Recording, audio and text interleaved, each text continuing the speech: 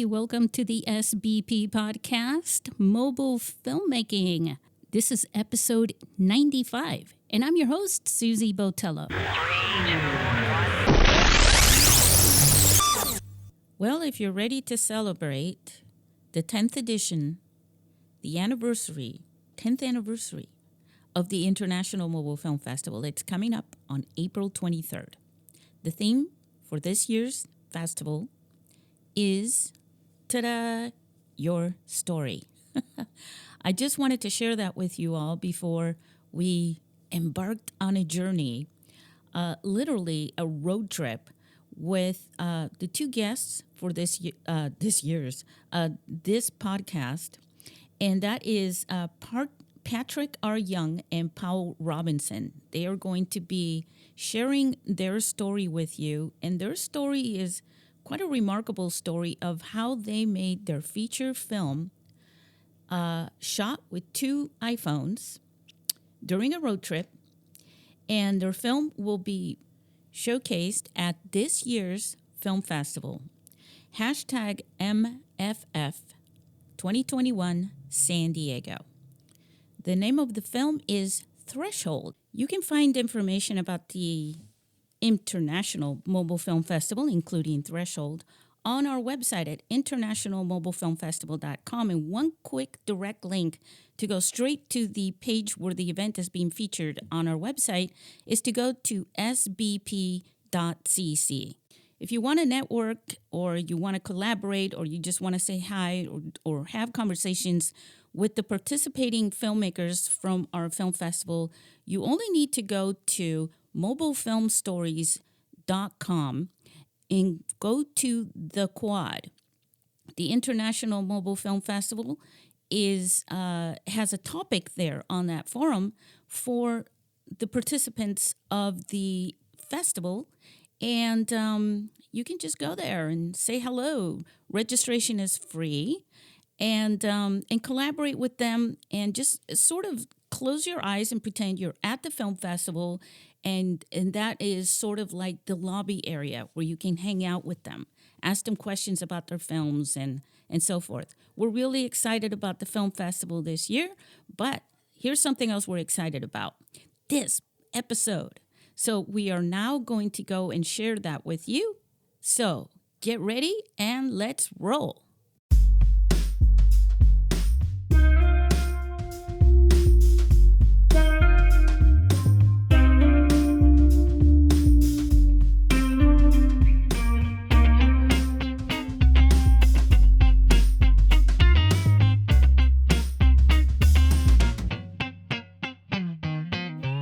Hey guys, if you are listening to the SBP podcast because you love hearing and being inspired by the filmmakers that we bring onto the show, then you're going to love my next two guests that are here right now. Patrick R. Young and Powell Robinson made a feature film called Threshold, and they submitted that, and it's going to be presented at this year's International Mobile Film Festival in San Diego, which is taking place April 23rd through the 25th. Patrick and Powell are both from the LA area. Welcome, Patrick and Powell. Hey, guys. Hey, I wanted to share with our listeners that a little bit about you guys, because your film, there's an adventurous story about the adventurous film that you made. And I wanted to share that. I find that really intriguing and interesting. And I'm sure some people are probably not going to believe it after they watch how cool the film is. Thank you. But let's go for it. And let's start with a little bit of an introduction from you guys. Why don't we start with you, Patrick? Hey, guys. I'm Patrick R. Young. I'm a horror thriller writer-director out here in Los Angeles. I'm super excited to talk about this movie. It's like you said, it has its own very interesting journey that actually starts all the way back to my middle school, high school days of writing. And we'll get back more into the origins of everything, but it's a very personal film. I'm super happy that you have us on board to talk about it today. Wow, that gives me like the chills. How about you, Powell? Tell us a little bit about yourself. Yeah, my name is Powell Robinson. I'm a director and cinematographer, also in LA. I met Patrick actually in college, where we planned our first movie together called Bastard that came out a year after we graduated, like an 80s retro slasher. A little different from this one, but and a very different making of, which also was very fun, but not quite the same story. Well, what would you say to our listeners about how you both came together to both direct? Because look, I've worked on some films before, and there is no room for a second director in the kitchen, if you know what I mean.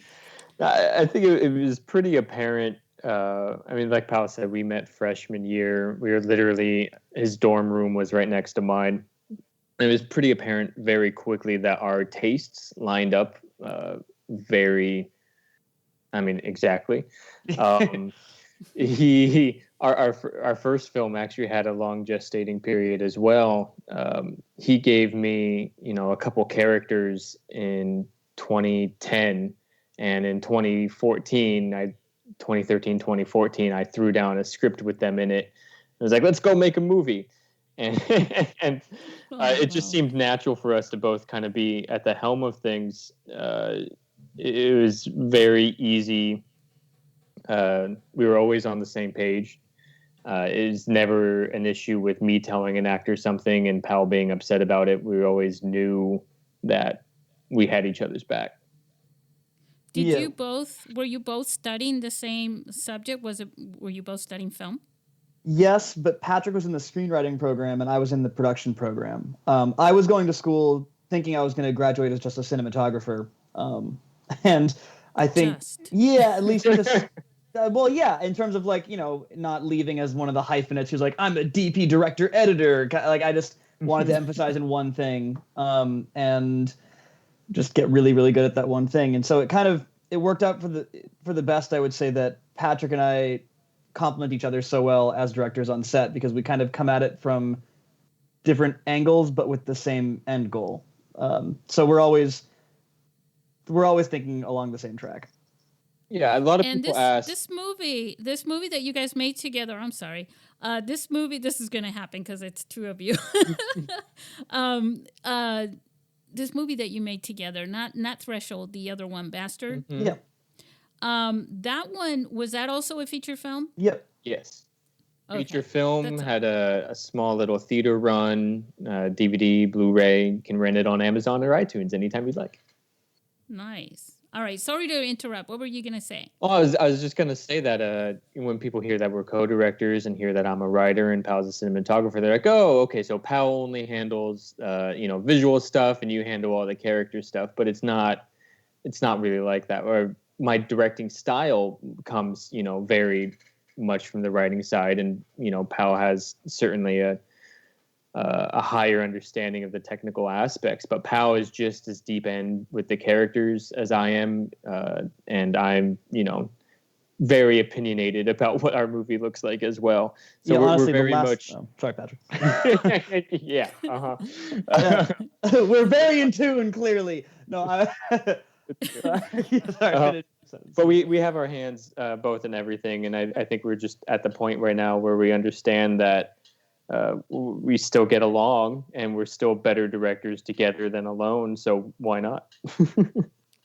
Well, yeah, but also there have been, like band members, right? They can be so close for so long, and then all of a sudden they have a split up. It's like the end of the world, So it's really, really, more power to you that you've been able to, get along and actually agree with each other to keep going on to these projects together.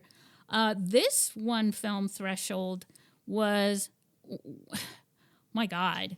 It was like, not that I was there, but I can feel you because it's like I worked on films and it's bad enough when just there's confusion in the script. But you guys didn't even have a script, right? We had the semblance of a script, the essence of one, maybe. You had the premise. We had right? the LaCroix of scripts. Written on napkins. Basically. Share a little bit about why this story is so personal to you first. Yeah, so it started, I've been writing for a good long while, and I think dating back to, I can't remember if it was middle school or high school, but I had this idea for a short story that I wanted to write about this couple, and one of them got involved in this black market drug called physical marriage, is what I called it at the time. And it was a drug that where if you took it with somebody else, you felt what they were feeling and they felt what they were feeling. And this one person had a very bad experience with it, and her partner were supposed to go track this person down to, either kill them or see if there was a way to break that connection. And, the great thing about writing and story ideas is you can kind of just back pocket them and, save them That's for a later pretty date. cool So 10 thing years to later. think about. Yeah. When you're in middle school. Had some very dark influences early in my life, but 10 years later, Powell and I, it'd been 3 years since Bastard had come out, 4 years since we'd shot it, and we were getting very antsy, and wanted to just I had just written a Lifetime movie that premiered on Netflix. That gave me a little bit of extra money, and we just had the thought, like, can we just go make something, like us two, a producer and two actors, what can we make? And this was one of the first ideas that came to me. And we knew with so few cast members or such a small crew, we had to make it as personal as possible. And so we added in a lot more personal connections. I am a brother to three younger sisters, so the brother and sister relationship came about. Powell, has his own history with music, and Joey's character in the movie Leo is very much a reflection of that. Powell, if you want to talk about how you made this person. Yeah, I mean, for me, it worked out that my day job does not bug me as much as his does. But yeah, I mean, I had grown up going through middle school, high school, and most of college in bands, one of the same bands actually, all the way up till the middle of college. And I'd kind of not planned on finishing school for a minute there. I thought we were going to go tour. And, as bands do, they sort of just sometimes fall apart. And it was just a total change of course for me. And so I kind of dove right back into film, which I'd always loved. But I think my focus had been split until that point. And so, definitely resonate with that on Joey's end. Leo. Wow. So 10 years later, basically, right? You said? At least, yes. At least. Wow. Talk about so obviously that story itself, what made you feel, I'm sorry to get all deep or no, something please do. in here, but well, what made you decide 10 years later that this one story, because I'm sure somewhere in between that time you've had different story ideas that came up, but what made this one really stand out for you? Like, I must make this one. Well, I knew we wanted to make a road trip movie. And, we either wanted to, we either had to pick something that was in a single room or we were going to go on the road. And I think we're both very drawn to pushing our limits. and it seemed like a really on a production level seemed like a really attractive Yeah, I mean, we had the option of, like Patrick said, staying and doing, the typical route of when you have no money, you shoot it in like one house or one general location. And by the end of Threshold, I think the individual location count was up in the 40s. Just because we were able to drive, pull over, shoot somewhere out, get back in the car, drive, shoot somewhere else out, sleep for the night, and keep going. And a lot of those locations I knew we could have access to, because almost everything, I'd say about 60% of the movie is at locations from my childhood or places I'd been before. And then the other 40% are places that we just saw on the side of the road and we're like, oh, let's go shoot there, or like an Airbnb. Luckily with That's phones, so fun. it's very easy to get away with that kind of thing. Yeah, that's actually what you were saying earlier was a perfect segue. Let's talk about that. What made you decide to go? Because you have access to cameras. This is the funny part is, so yeah, since we did Bastard, I went back to working primarily as a DP. I would direct every so often when I could on certain commercial projects or things. But so yeah, I've been working exclusively with higher end cinema gear for the last 6-ish years. And we knew that, there's a lot of ways to shoot indie movies like this. We could have done a 5D or like some sort of DSLR thing, but we were pretty sure that with all the improv, these cameras were likely going to be operated by everyone involved at one point or another, whether it was us, the producer, Lauren, or the actors. So it kind of made it more difficult, not only financially, but also on a practical shooting level, to do anything more than a phone. But I think Patrick should talk about the text that he got from me that he actually just found the other day. Yeah. So, I mean, I'll say initially the idea of iPhones came up just on a purely monetary basis. But it was kind of a joke. I got to say, we'd never worked with iPhones before, and it's not something we'd super explored. And I thought the avenue was completely gone. And then I got a text from Powell one day, basically saying, "Look, I might regret this, but I just watched Unsane, and I think we should shoot this on iPhones."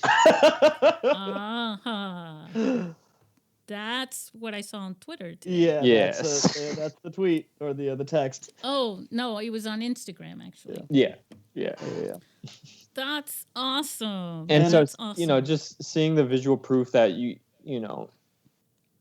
can make not even just a movie that's showing off that you're making an iPhone movie, but just like an actual, or a movie that felt like an actual movie was very enticing. It was comforting when we had, our first test screenings, and a lot of people, one of the first things they'd say after they said, how they felt about it was, totally forgot that we shot it on phones. And we knew that we must have embraced whatever look the phone came with enough that it felt natural to the movie, and no one's thought about it since. Yeah, when we were shooting, we were never thinking about hiding the fact that this was an iPhone. I mean, there were certainly parts at this point, I don't know if anyone will have seen the movie, but if you're listening to this after you've seen the movie, there's a karaoke scene that we shot very run and gun that we knew, let's just embrace it. We were shooting on iPhones. Let's let it look like iPhones. I think also it's the story. This is what's really, really interesting about this, is that you guys didn't really have an entire script to go with. Yeah. But the story is unfolding. Yeah, to anybody, we're pretty deep into this, but I guess we should lay it out there. We shot this movie on a 12-day road trip with a 23-page outline with minimal dialogue. So the movie was 99.9% improvised, and that 23-page outline had no third act. So other than two words, two words. They arrive, and the last 15 minutes of the movie is based off the words "they arrive." Yeah, so we just knew that they were going to arrive at some sort of destination, and wherever our actors brought us along the way in the first 3/4 of the movie, we knew would dictate where we thought we should end them. But we didn't know where that was going to be 10 days before we shot it.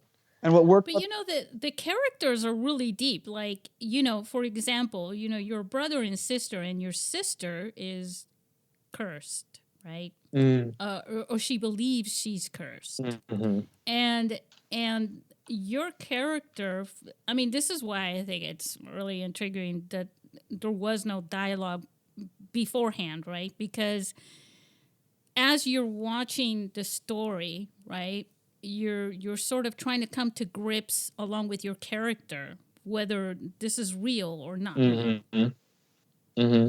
And that was and then on certainly a top of that, discussion. the other layer is whether you believe it's real or not real, because she believes it, and you're not sure if she's just, there's something wrong with her or what, right? Well, yeah, one of the best things about the outline, I think, was that it included kind of landmarks for when we should feel like we either believe her or don't. And we didn't know what they'd be or exactly how we'd approach them, but we knew at certain points in the movie we had to throw a wrench in the equation every so often. And to bridge it back to what we were just talking about, I think part of what worked out with shooting on the iPhones is that you really feel like you're in the car with them and along for the ride with them the whole time. And so it feels like you're learning stuff as they learn stuff. At least I hope that's how it translates. Yeah, and a lot of that, the deepness of the character, we can talk about the outline, but it's 90% just our actors are just amazing actors. Madison West and Joey Millen. They just fucking. Oh, sorry. It's okay. There is an E on this, but we'll avoid it. Yeah, it's no big deal. Our actors just brought it. They're absolutely amazing, and a lot of their history together was developed in our single group prep night that we had 2 nights before we started shooting, where we sat at a diner with them and laid out a large poster board and did a timeline of their whole life together. This is when, you guys had a fight in 2nd grade. This is when your dad died. And, there was almost not a single day on set where that wouldn't be referenced or brought up or felt between them. And we even gave them their own timelines on top of that when they were separate from each other. So they had the joint one going through the middle, and then there was like the Leo timeline and the Virginia timeline, so they could reference private things or combined memories, which was very, very fun to play with on the road. Yeah, these were from my perspective, and I get to watch a lot of films, but from my perspective, these were well-rounded out characters. They weren't just sort of completely improvisational, let me just make it up as I go. There was a base to each one of these. Yeah, and that night with the poster board really, I think, designed a lot of that moving on forward. Yeah, and it was also impossible for actors not to make this incredibly personal for themselves, too. And they were both extremely brave in how much they exposed of themselves, both to us and, publicly. We shot, a good bit of this movie outdoors and random locations. They had to do some pretty wild things and vulnerable things, emotional things. In front of hundreds of strangers on occasion. Yeah, specifically Madison. She gets beat up in this movie. She's getting tortured and cursed all over the place, and she did a lot of that in a lot of compromising situations, and we couldn't have asked more from either of our actors. Has she done theater acting before? She studied. On stage? She studied a bit and did theater in school. She went to USC with both Powell and I, as did Joey, and she's also done a good amount of film work. She actually just appeared in Mank, David Fincher's Netflix movie. Really? Mm-hmm. Interesting. I know someone who was an extra on that nice. film. Cool. That it's just funny that there's always a connection. When the reason why I was asking that is because you said she had to do things in front of strangers, and sometimes when you're working on stage in theater, that sort of prepares you a little bit, because otherwise in film you're really just working around a crew, and sometimes in some scenes, you limit the crew. You bring out the skeleton crew for certain scenes. Mm-hmm. We were so far less than even a skeleton crew on this one. We were like a single arm bone. We were. You were like a bicep. Yep. Our setup. Our sound. Gosh, our sound. We had a single Zoom recorder with only 2 inputs, so we had to choose between using 2 lavs or 1 lav and a boom mic. And whenever we were using a boom mic, it was me tucking the boom mic in under my armpit and holding the RB camera in my left hand. That is so. See, that's me. That's me when I go out. Like I was at Comic-Con and I was walking around grabbing what I could. I had my phone with a gimbal, not all the time, right? Because sometimes the gimbal starts to, it's like it takes on its own life. But then I had a shotgun mic, and the iRig hooked up to all this at the same time, and I've only got two little hands. And the headphones and the whole gear. And I'm like, my finger hurts from holding this way. But, the thing is that if the camera were not just the size, but we practice holding it in so many different ways every day. I got to do this, but I'm talking on the phone, so I'm going to hold my phone, or I'm texting somebody and I got to find this in the drawer and I'm holding the phone, so you do get practice with that. It's also a big credit to our post sound team who took not only, while it's nice to say we had a boom and a lav, it's also would be untrue. Yes, it would be untrue to say that we didn't also just use the iPhone microphones a large portion of the time. And also at least 40% of the movie is ADR. Yes. But well, that's what I was going to say. The audio is impressive. Thank you. There is no distinction between your film and any other film, right? That is shot with any other camera. Thank you. If you're just listening to it. Our sound team. Oof. Yeah. My dad actually did all of our dialogue editing. And then really? Yeah, he's a sound engineer, and then our sound designer Charles Moody did an amazing job taking the production audio and weaving it in with the ADR and giving us a soundscape and sound design that is just like way more than we could have ever asked for a phone movie. Oh, he must have had so much fun doing that. Oh yeah. Well, I was just with him listening to our final mix, and I think 80% of all of the actions you see in the movie, whether it's them just shifting in their seat or like, on the road when we were only using iPhone mics, it could barely operate over the sound of the car. So, I mean, he pretty much designed every sound you see on screen. Nice. Yeah. I mean, I love him already. Yeah, he's amazing. I will say that. I mean, anybody looking to make a project this big, shooting on mobile, I mean, or even on just a DSLR or anything else, anything low budget. If you're saving money, prepare to spend it all on sound. Because I mean, I'll say, I watch. You say you watch a lot of movies. I watch a lot of movies as well. I try to watch a lot of bad movies. And I will be taken out of a movie with bad sound way quicker than I'll be taken out of a movie with bad cinematography. Yeah, it's something, unfortunately, that I have to deal with, in a film festival. And all film festivals come across films that do that. There are a lot of independent films, and they look great, but the sound isn't there, and that just kills it. Yeah. It would also be unfair to talk about sound without bringing up our incredible composer, Nick Chuba, who, funny enough, I actually used to play shows with his band when we were in college together. And we would do shows together with our same bands. And then he got into composing and started writing music for other friends of mine and working actually with Atticus Ross and Trent Reznor right out of school. And then has worked on a lot of their projects together. And then including Mank, actually, funny enough.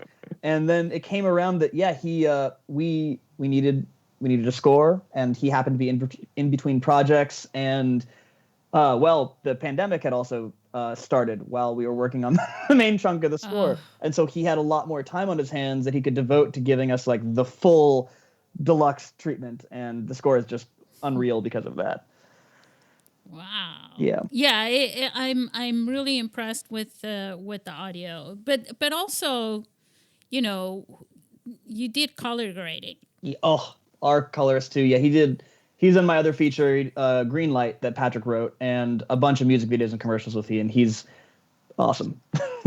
he handled that. Do you know what he used for color grading or anything? Yeah, actually, the color grading is a whole other funny story on its own. Just because of the process of working with iPhone footage, but he used DaVinci Resolve as he would any other main project, and he was a little, I think, scared. Not scared is the wrong word. I think he just knew going in that phone footage would be less flexible than regular footage, and then a week into grading, he sent me a text. He's like, "Dude, honestly, I can grade this like any other footage. I can like do power windows and I can like nudge shadow levels and things." It was amazing, and he was really excited actually about how flexible.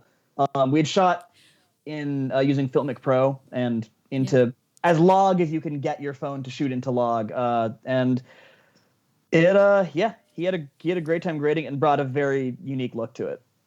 And for listeners, they used an iPhone 8 Plus. It's not like they were using the 11 or something. No, we were. This was a couple of years ago now. So yeah. Well, and but that's the thing. People say I'm, in independent filmmaking, the same thing happens, right? Like I wanted to get a camera, right? So I was waiting to get a new camera. I had a Canon camera, but it was a GL2. This is many years ago. I'm talking mini DV, right? I love the GL2. Skate videos were... Oh. Yeah, well, I mean, look, I still wanted, like, the next camera. But the thing is, like, the next camera, by the time it comes out, you already hear about another one coming out. It's like the iPhone, right? Like when the last iPhone came out, you already were hearing about the next one. So you're going, well, maybe I should just put that off. And you keep doing that. But along with putting off getting the camera, you're putting off your projects. You're always putting everything off until it's perfect. And there's no such thing, right? Oh, the X had already come out. Our actor had an X that we shot with in a few scenes. We were both a generation behind, but it's what we had. Made it work. Yeah, and you made it work, and it. Well, obviously, you. I mean, all your favorite movies were made with people who shot on what they had, right? Yeah. Right. I mean, look, some of the classic. I mean, we were talking about the movie Signs, right? That wasn't made with a 2020 camera. That was made with a 1990 something, right? I can't remember how long ago that was. Time's flying by. 2002. Yeah, and that movie is still awesome. Absolutely. And that's the thing. You're not making it so that you can watch it in a closet. Right. And that would do no justice to your crew and your actors. You're watching, you're making a movie and you're thinking about the story. You got to do justice to the story. Yeah. And then you also want the viewers to get the most out of it, and that doesn't come, the ability to do that, with a camera. That's not in the manual. That comes from you. And the way that you get there is by practicing and learning how to create those effects, regardless of what camera there is. And that's the storyteller inside both of you. A cinematographer is also a storyteller because you're telling the story from the perspective in the eye of the camera, right? Mm-hmm. Why don't you talk a little bit about that? Because I feel like sometimes I have to convince people that it's not all about the camera and the gear. Yeah, I'd say honestly, it's rarely about the gear when just from a pure storytelling perspective, because it's always just if you put it in the right place and move it at the right time, that's going to do light years more for you than having the shiniest new 12K yada yada. I was going to swear and I tried to not. But I think there's a huge focus on super high res, cleanest possible detail, and like if you just know where it's right to feel it from at the right time, that'll get you a lot farther. So yes, you're right. But that takes a lot of practice and experience. And one of the things, cause we've talked to a good amount of people who want to talk to us about like, oh, you did it. You took, like $5,000 and, a couple iPhones and you went and with no script and you went and made a movie. Right. And, on the surface, yes. Yeah. But we were able to pull that off because both of our actors are experienced professionals. Our producer had produced at that point 10, feature films ranging from, $50,000 to $5 million.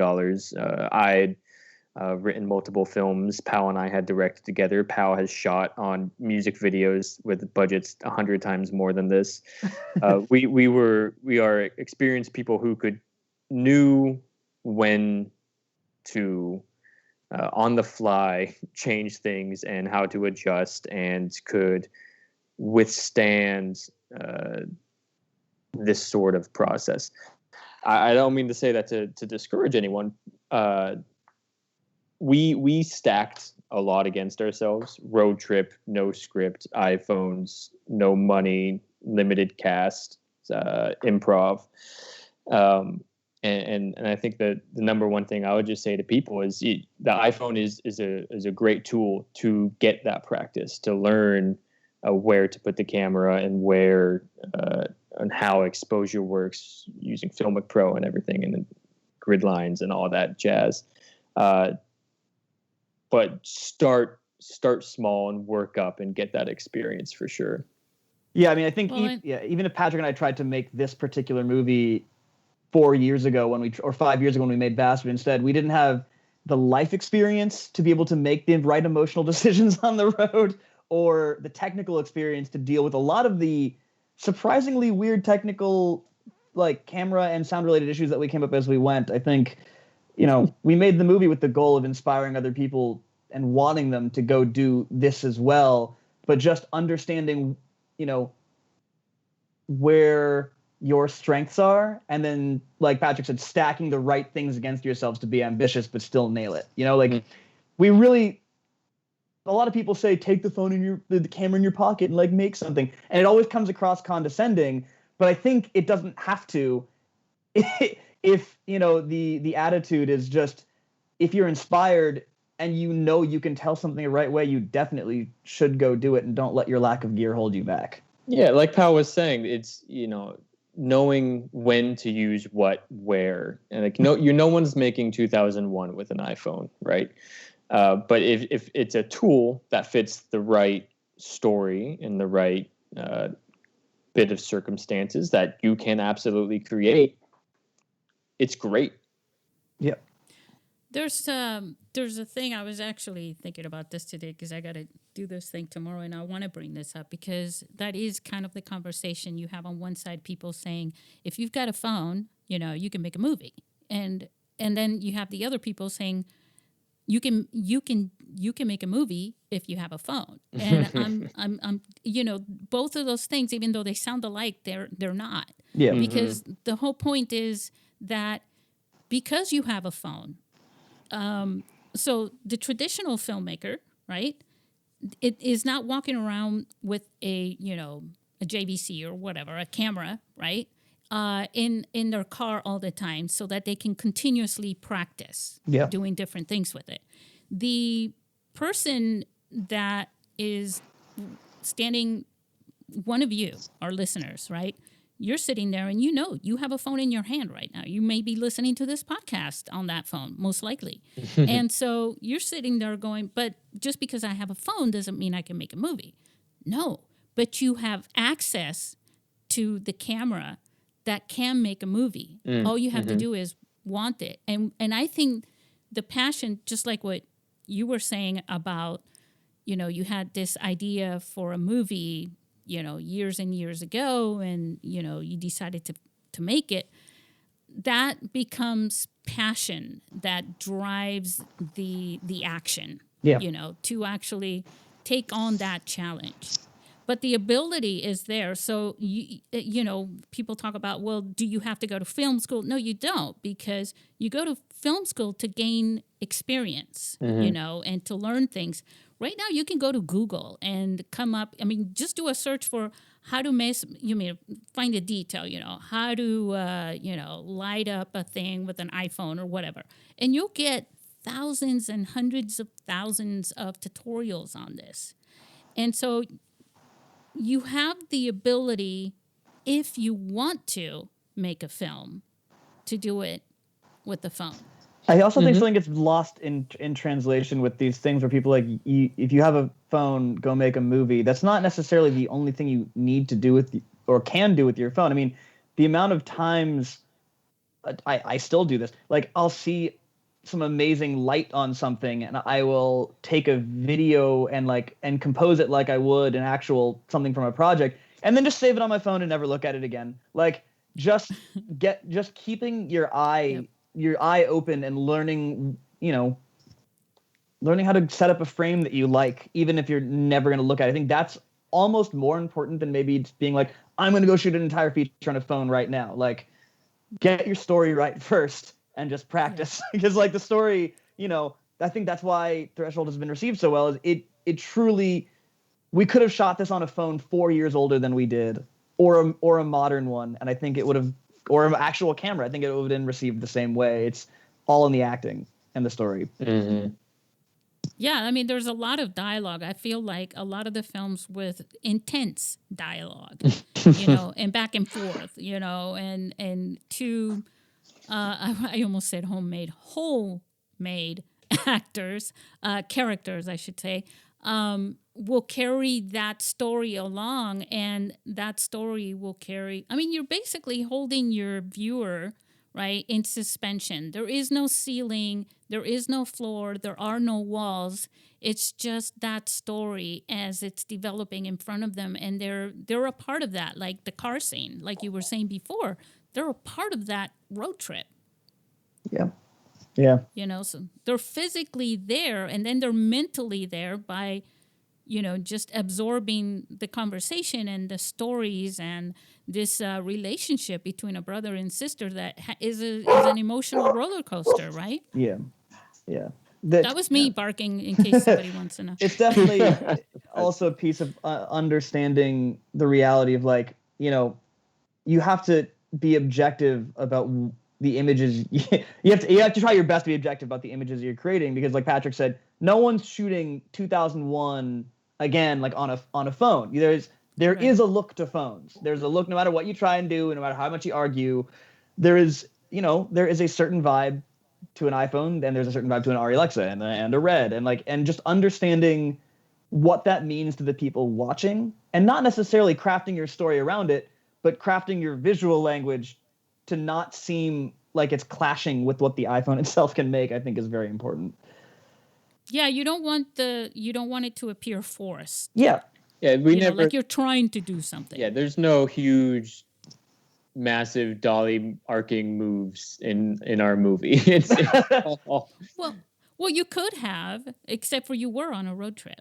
But it would feel dishonest to the story, and also I think to the look, Yeah, it's all very natural. I mean, we went in I'll perfectly admit we went into the movie thinking about what are all the places we could stick the iPhone? We could stick it on the steering wheel. We could tape it to the mirrors. We could get all these these weird alien angles, and He did it 5 times. And it became evident very quickly that, one, we didn't have the time for that, and two, the actors were giving us such a natural vibe that there was no need to distract from that. It didn't. The movie did not need that.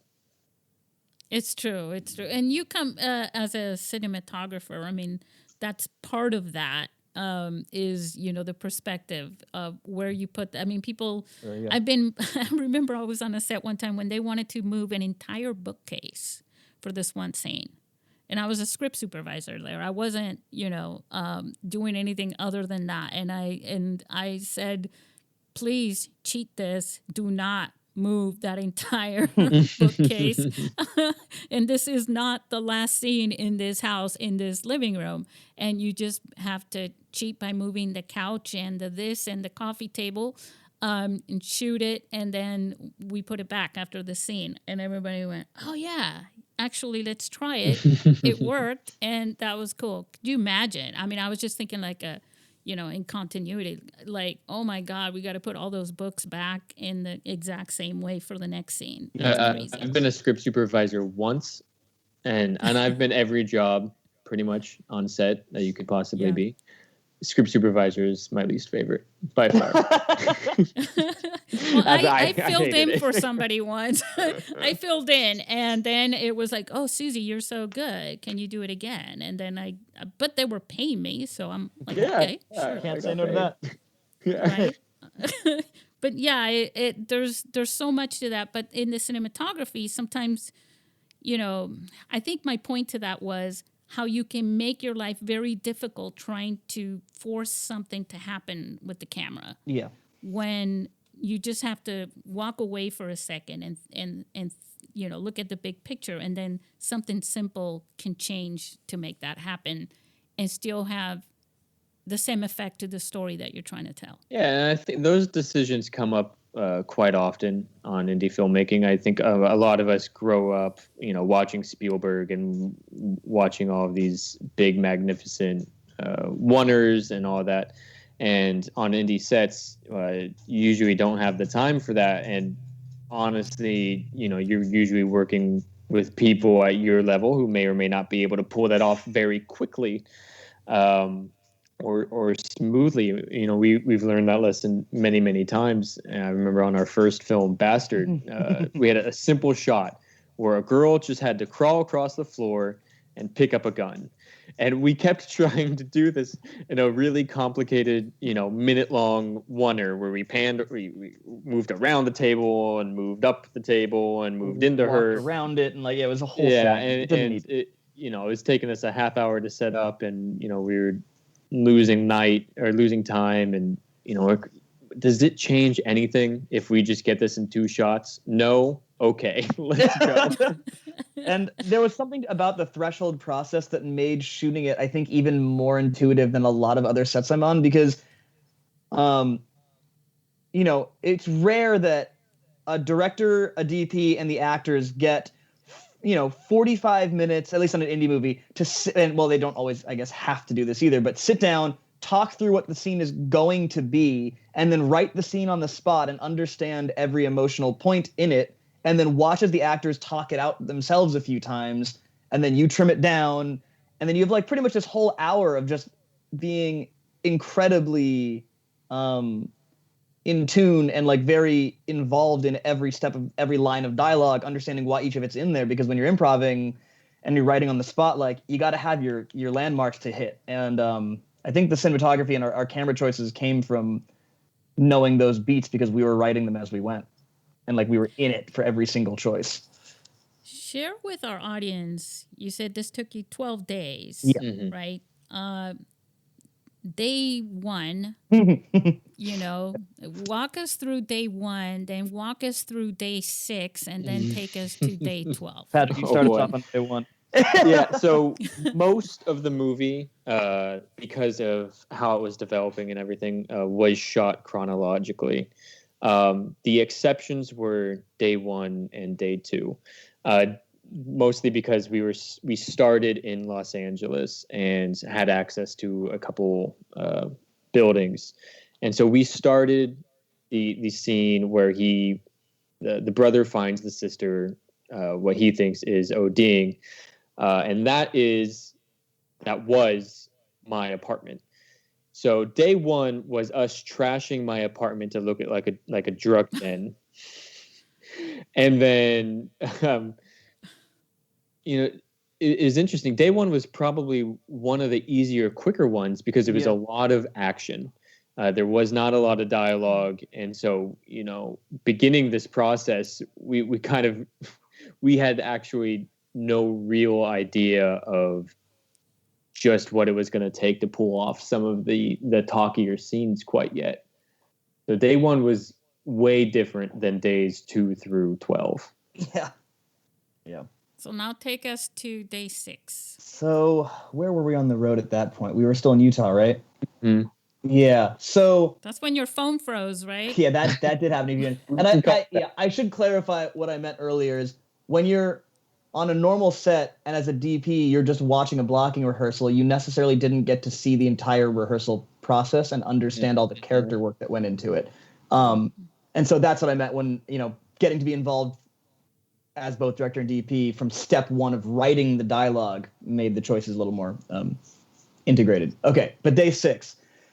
So the way that we slowly developed this process, and I sort of stated it already, but it, we fell into this thing where, because the actors had their shared history and we had the outline, we developed this thing, actually probably around by the time we hit, honestly, day 6 or 7, where we would find the place, we would all sit down, we'd discuss where in the outline this was and what exactly in this scene where it had to start and end.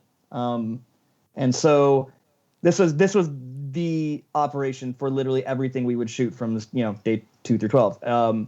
We'd sit down, talk the generals out, and then we'd integrate some historical facts from that big background that we made, and then we'd just let the actors talk. And Patrick and I just sort of sat there and listened to them have a conversation, and it sometimes was like a 25-minute long discussion between the two characters, and then we'd be like, okay, cool, this needs to be 8 minutes. So what can we hack out? How can we do this again? And then we'd have a real writing rehearsal where like it was only the concentrated beats and they basically knew how they had to get there. And that's when we'd shoot our wide.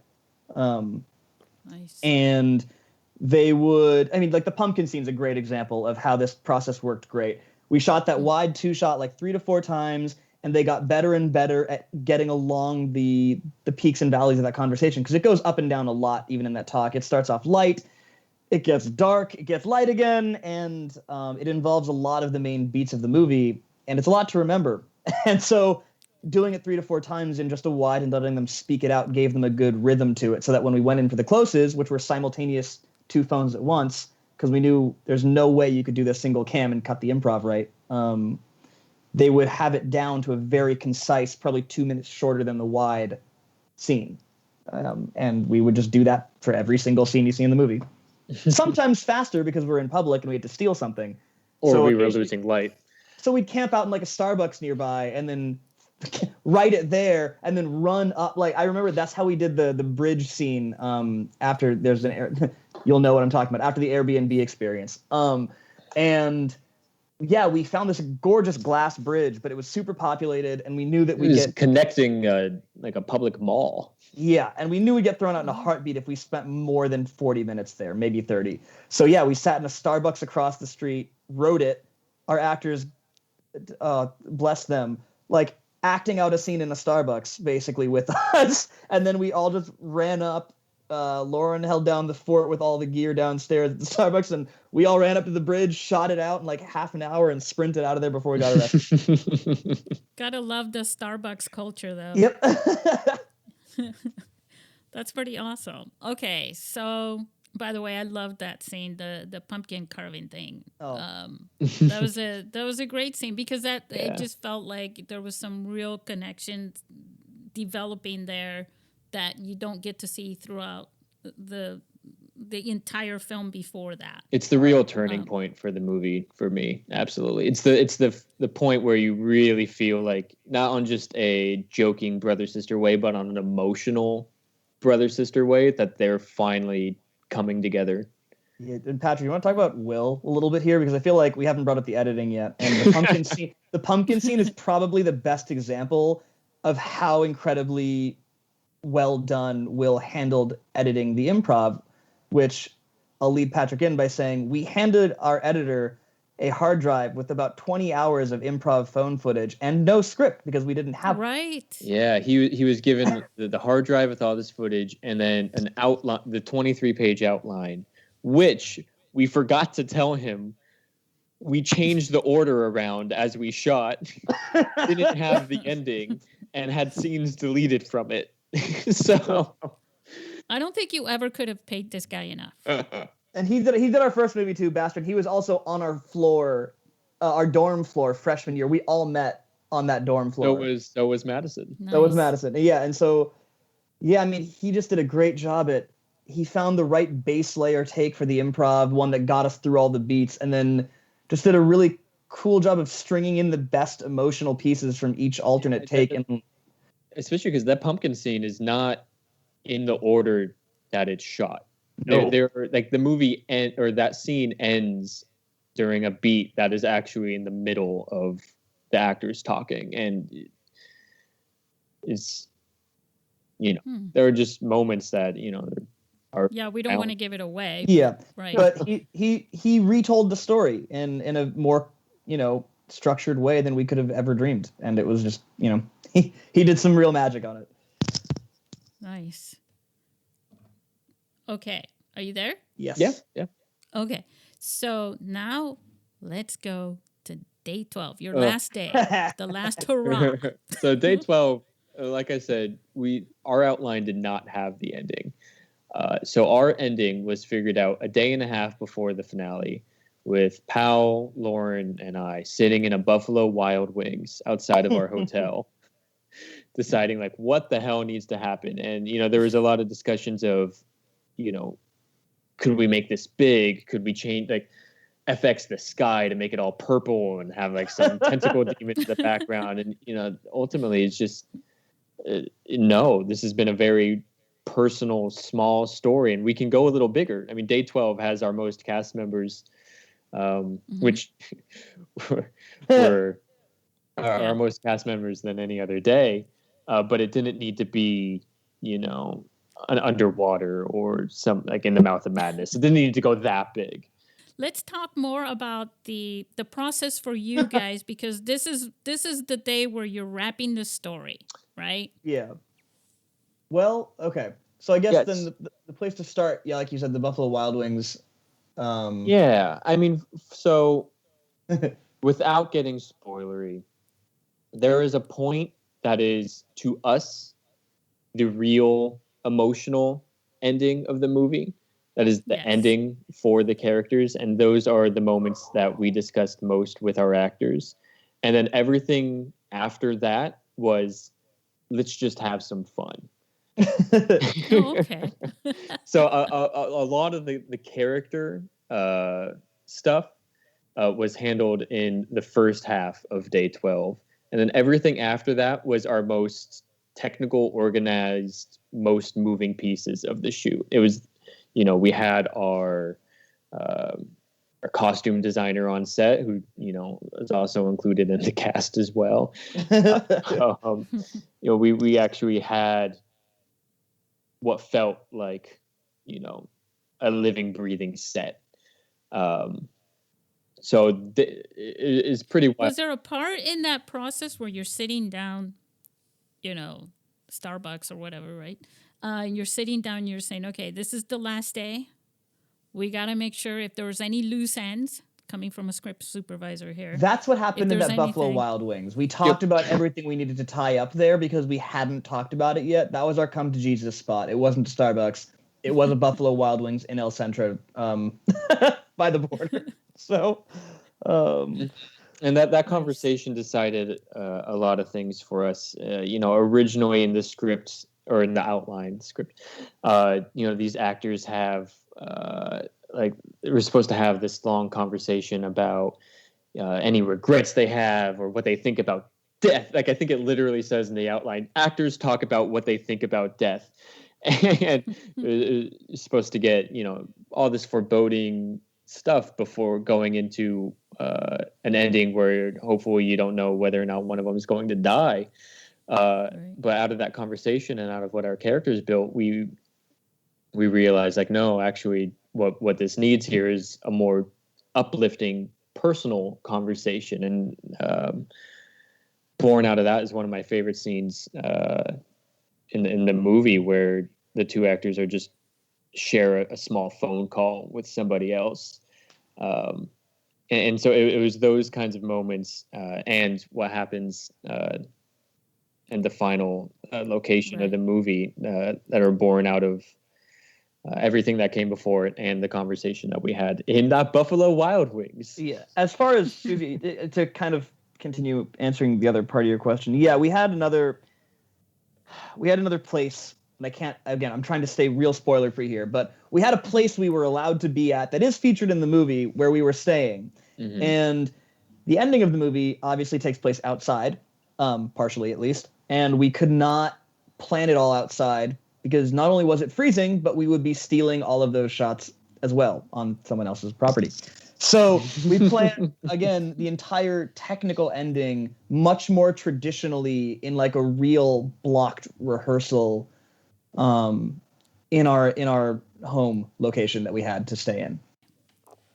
So was there any point at which you guys were watching the footage again, just to make sure there wasn't something that you needed to wrap up, from all the dialogue and the story and everything like that? Hilariously, not at all. We would take the phones at the end of the day, dump the footage, and not look at it. I don't mean to sound like we were careless or we didn't care and emotionally in any way. It was just we were moving so fast that there wasn't time at all to stop. Yeah. I mean, we were dumping footage while we drove to other places to shoot more, and there was just sort of we were so deep in it, and all of us together, like us, Lauren, the actors, it was all in our heads so deeply because we were living it every day with no break from wake to sleep. And and so by the end of it, we really knew a lot of what we had to tie up, and we knew that there was enough info previously that we weren't missing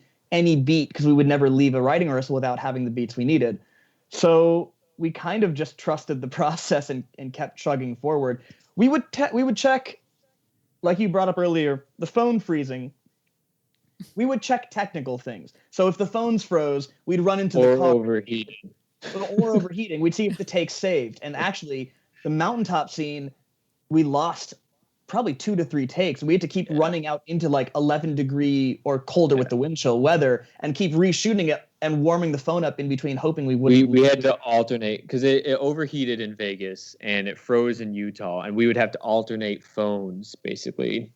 Right. And that's the only time we actually reviewed. Otherwise, I mean, the thoroughness of the writing rehearsals kind of baked most of the info into our brains. Yeah, and you had electricity to, when you were doing that, as opposed to being out on location, wearing out your battery by reviewing footage.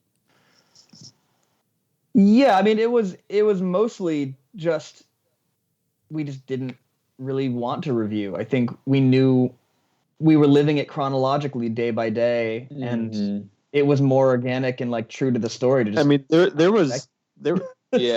this was our complete life for 12 days. I mean, a typical, I mean, there's days where we would wake up, we would shoot for 6 hours, we would drive for 6 hours, then we would, and most likely shoot during the driving, and then we would get to a new location and then shoot another 6 to 8 hours, and then we would, you were completely submerged. And then depending on the location, I mean, there were nights where we would all sleep in the same hotel room to save a little bit of money.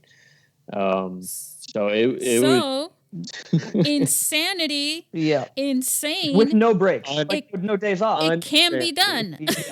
Yeah, the no days off, I think, is why we didn't have to ever review anything, because it was just like totally linear storytelling on the go. And because it was linear, we weren't even really checking wardrobe because we were just shooting in order. we just changed the clothes every day, and like it was the right day for the next wardrobe. Right, that's true. Yeah. Wow, that's an incredible. I mean, your movie's incredible, but this story of how you guys made the movie is pretty incredible. You should make a movie about this. Remember more about it. I mean, that is our biggest, I wish we had more behind the scenes footage, but I mean, the reality of it is that none of us ever had a hand free.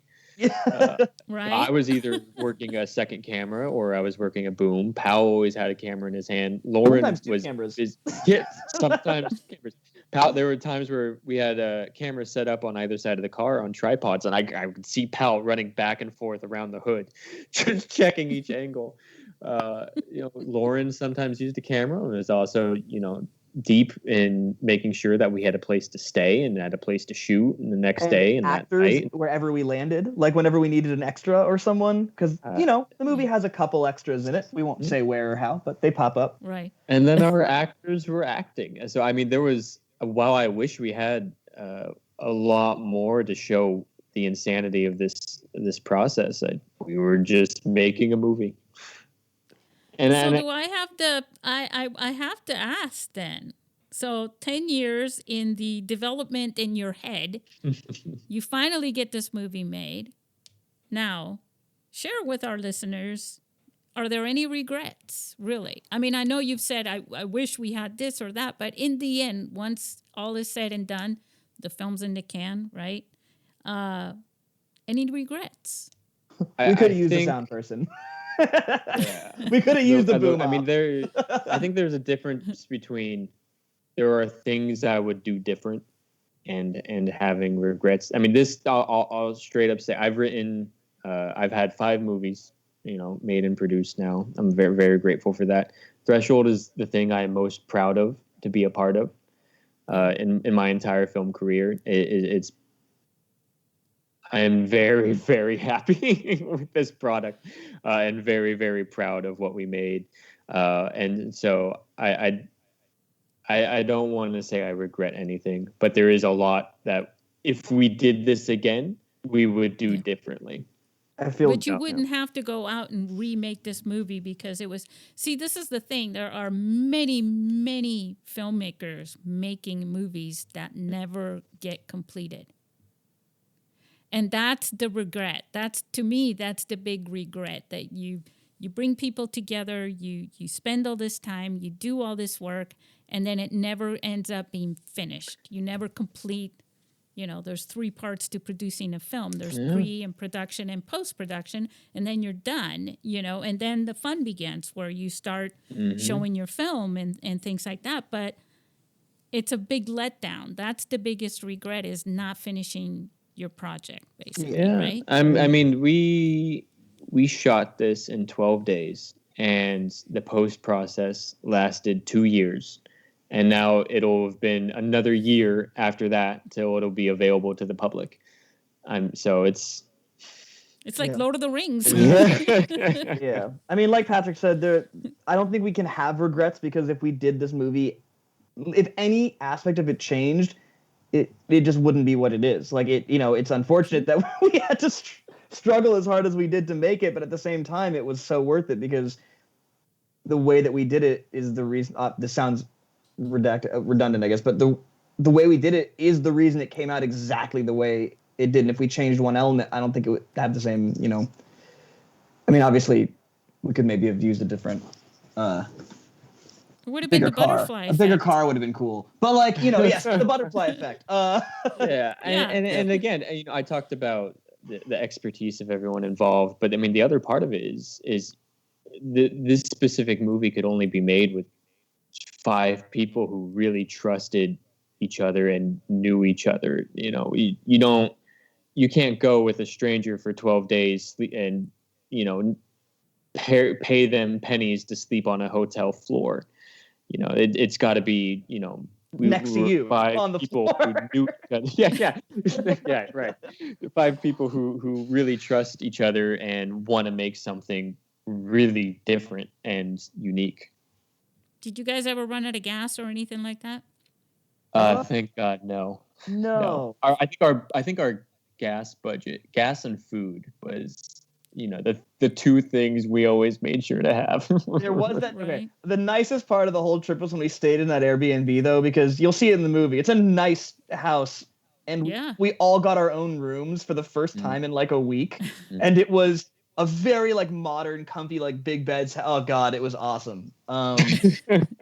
Nothing like the experience they have there in the movie. That's so funny. Yeah, right. And then you go home and you're going, so what are we making next? What's your next film, guys? What are you working on now? By the way, getting home from that trip, I don't know, Patrick, if you felt the same weird sense of TV season finale ending, loss of depression when a TV show ends. It was hard to go from I mean, I said we were close before, but I mean, that was a family, Oh, there's a reason at the beginning of this movie. Too. Yeah, and there's a reason at the beginning of this movie.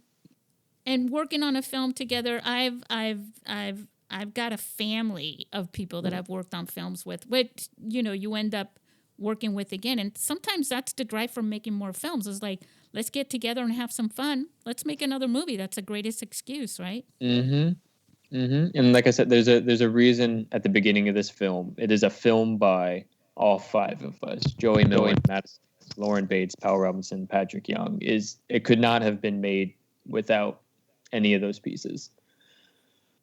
So I'll ask you again, what's next? We're working on that now. Yeah, we're focused right now on prepping Threshold for delivery because, surprise, we did get distribution, which we're very happy about through Arrow Video and Arrow Player. So May 1st, our film will be available to stream on Arrow Player. They do offer free trials. And then a couple months later in the summer, we will have a Blu-ray and Amazon iTunes release. Nice. Yeah, we couldn't be more happy about where we ended up. We'll throw a link in there. Yeah. So, okay. But are you outlining another film? I mean, Patrick and I are always both writing and working on new stuff. Yeah, we have completed scripts. We have projects in the works. It's, you spend enough time in LA, you realize you have to have 20 buns in the oven expecting 21 of them to fail. So we have a lot we're pushing forward, and if one of them actually happens, we'll be very lucky, and I'm excited for it too. It's like that chocolate chip cookie in the middle of the pan, the one that came out perfect, right? Yep. The other ones are like burned or whatever. Yep. And That's Threshold awesome. is happened because we'd had a lot of burnt cookies. I was wondering where you were going with that. Yes. That's pretty cool. I love that analogy. You guys are so intelligent there, philosophical. Like cookies. Hey, I know, right? Let's talk cookies. We are now. We've. I mean, I could continue to talk to you guys for a long time, and we may do this again after the film festival. Be great. I hope you guys make more mobile films. I'll definitely support you no matter what you end up making as far as what camera you use. I mean, this community has been, we've played 2 mobile festivals now, Cinephone in Spain and Smartphone Flickfest in Australia. And this community has been extremely welcoming. Yeah. Would you it's like really to cool. know that I've met both? Well, the original founder of Cinephone was here in San Diego. Yep. Because my mom's from Spain and all that too. So we were able to communicate in Spanish. And also Allison Crew and Angela Blake. Yeah. I talked to Allison quite a bit. Yep. Well, so they both were here in San Diego. They were visiting in LA, somebody there, and they drove all the way out to San Diego on a really bad traffic day. Something happened.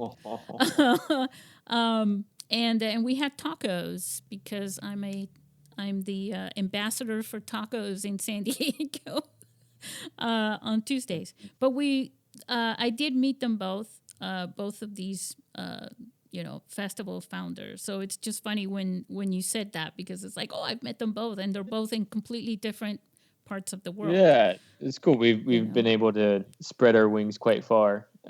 We actually we won Best Feature at SF3, which was really cool. And then we lost we got second place to Cinephone to the movie that won Smartphone Flickfest last year. Oh, wow. Well, that's interesting, but you did not lose.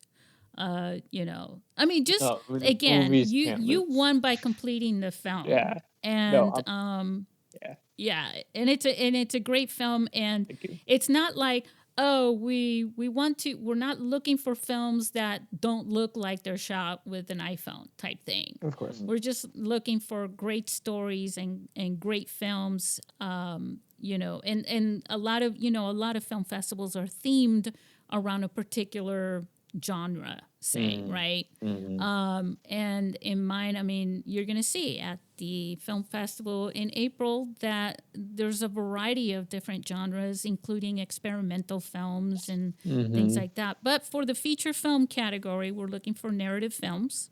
And you guys made it. You're one of them. And I wish you guys the best of luck. Thank you. Whether you win or not, you still win. Appreciate it. And I'm super excited to watch some of the other films. Yes. And no, you're going to watch them all, not some. And the other thing is that we hope to see you guys once this whole pandemic I almost cursed here myself. That's fair. No one. It's over with. Yeah, we'll love to see you. You're right there next door. So Yeah, I know the either drive way. down to San Diego well. I haven't missed a Comic-Con in 7 years, so. That's awesome. That's awesome. Yeah, I've done 2016 through 19, the last one May that they have had. bumped into each other. We could have. What were you dressed as? No, I'm just kidding. Depends on the year. I went through a stretch there where I'd buy a kid's version of a costume and then cut it up and try to fit into it, walk around a bit. Got me some looks. Well, they started getting the last year that I was there was crazy because they were, everybody's bringing like these weapons, right? But they're not real, and they were making everybody strap them on to their bodies so they couldn't play with them. So it took the play out of cosplay. So Yeah, crazy. But yeah, I love I love San Diego. I love where I live. I love the culture here. The people here for the most part very open. You were talking about Starbucks, and I can go to any Starbucks here in San Diego pretty much, and it's the same culture of acceptance and willing to, sure, go for it. Do whatever you want. You want to make a movie, you want to take over, you want to change the tables around, go for it, whatever you need. It's great. So so we'll see you guys in San Diego. We'll see you at the film festival. Thanks for taking the time to have this great conversations. I really think that our listeners are going to get a lot out of this. Hopefully they'll have a script, but but if they have all kinds of experience, maybe you could just do an outlining, go out there and make a feature film, right? Yeah, and I'm an open book. If anyone listens to this and wants to ask more questions, you can reach out to me on my Twitter is where I'm most active at Just Young Enough, or you can reach out directly to our film's Instagram _film. Same with me on Instagram too, Powell Robinson. You'll find me fairly quick. We're both very always willing to answer anyone. We're gonna give out those that information also in the opening in the podcast. Cool. In case someone decides they get interrupted, so they don't miss that. And we'll throw the links as well. And you have a trailer, so we'll put that in there as well. And we'll toss a few cookies. Sounds great. So wonderful. All right, say goodbye to all our listeners. Thank you for having us. Bye, listeners.